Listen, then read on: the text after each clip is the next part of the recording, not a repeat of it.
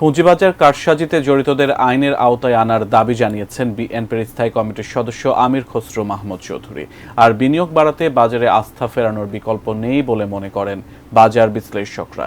সকালে রাজধানীর নিকুঞ্জে ঢাকা স্টক এক্সচেঞ্জের কার্যালয়ে ডিএসই ব্রোকার্স অ্যাসোসিয়েশন আয়োজিত গোল টেবিল বৈঠকে এসব বিষয় উঠে আসে। আরও জানাচ্ছেন মাহাদি সেকান্দার। উন্নত দেশগুলোতে অর্থনীতির গুরুত্বপূর্ণ চালিকা শক্তি শেয়ার বাজার। তবে বাংলাদেশে চিত্র একদম উল্টো। এখানে প্রতিনিয়ত সাধারণ বিনিয়োগকারীরা নিঃস্ব হচ্ছে।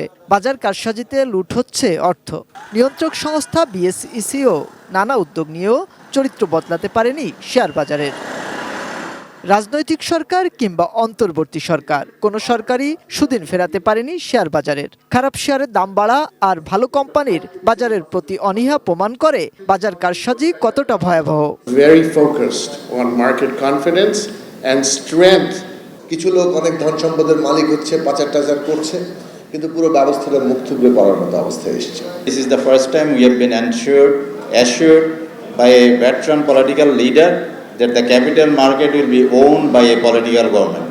এমন পরিস্থিতিতে বাজারে ভালো প্রাথমিক শেয়ার বা আইপিও আনার পাশাপাশি বিদেশি বিনিয়োগ টানার তাগিদ বিশ্লেষকদের। বিদেশিরা যখন এদেশে ইনভেস্ট করবে বিদেশিরা, তখন দেখবে কনসিস্টেন্সি অফ পলিসি, একটা লং টার্ম পলিসি এবং একটা long term preferably democratic government.